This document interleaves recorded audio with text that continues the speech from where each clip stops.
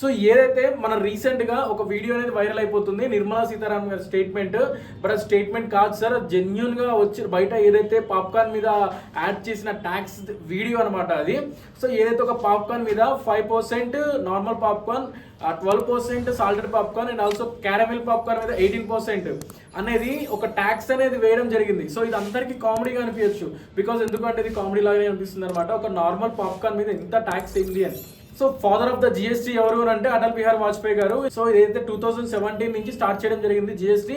So before ఏదైతే VAT tax ఉందో, GST ఉందో, దాని తర్వాత నుంచి ఒక 5 స్లాబ్స్ అనేది ప్రిపేర్ చేసి వేయడం జరిగింది. అంటే 0% కూడా చాలా మంది ఏమనుకుంటారంటే 0%ని క్యాలిక్యులేట్ చేయరు అనమాట.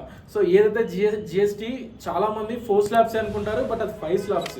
అంటే ఒక 0% అండ్ అదే కాక 0%, 5%, 12% అండ్ 18%, 28% అని చెప్పి 5 స్లాబ్స్ రేట్స్లో డివైడ్ చేసి ఒక్కొక్క దాని మీద ఒక్కొక్క రకంగా వేయడం జరిగింది. అండ్ అదే కాకుండా మనం చూసుకుంటే 2017 నుంచి 18 దాకా చూసుకుంటే జిఎస్టీ నుంచి వచ్చిన రెవెన్యూ అనేది 24 CR ఉంది. 2020-21 చూసుకుంటే క్రమేపీ తగ్గుతూ వచ్చింది. అండ్ ప్రెసెంట్ ఉన్న సిచ్యువేషన్స్లో చాలా మంది దేశం వదిలి పారిపోతున్నారు. ఎవరైతే మన రిచెస్ట్ పర్సన్స్, అంటే మన ఇండియాలో ఉన్న రిచెస్ట్ పర్సన్స్ ఏదైతే ఈ ట్యాక్స్ గురించి వాళ్ళు దేశం వదిలేసి పారిపోవడం జరుగుతుంది. సో ఎవరైతే అనిల్ అంబానీ కానీ అండ్ కొంతమంది రిచెస్ట్ పర్సన్స్ కూడా సింగపూర్ అండ్ దుబాయ్లోకి వాళ్ళకి రెడ్ కార్పెట్ వేసి మరీ స్వాగతిస్తున్నారు. బికాస్ ఎందుకు అని అంటే ఏదైతే సింగపూర్లో కానీ దుబాయ్లో కానీ నో ట్యాక్స్ అనమాట. ప్రపంచంలో ట్యాక్స్ వసూలు చేసే వాళ్ళలో ఫస్ట్ ప్లేస్ అని అంటే అది మన ఇండియానే వస్తుంది అనమాట.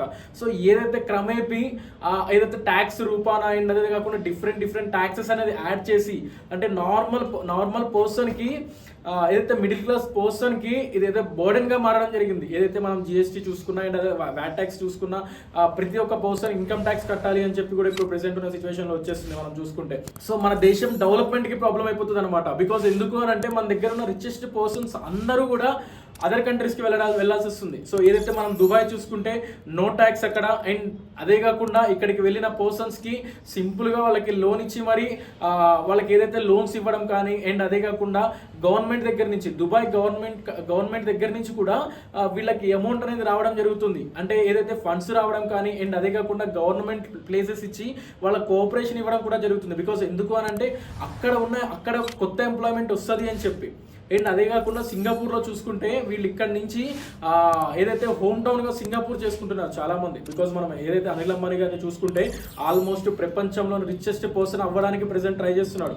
సో అండ్ అదే కాకుండా ప్రెసెంట్ మనం చూసుకుంటే తను కూడా సింగపూర్లో ఏదైతే నో ట్యాక్స్ అని చెప్పి అక్కడ మకా మార్చడం కూడా జరుగుతుంది. సో వీటన్నిటి నుంచి మనం బయటపడడం అనేది కష్టమే.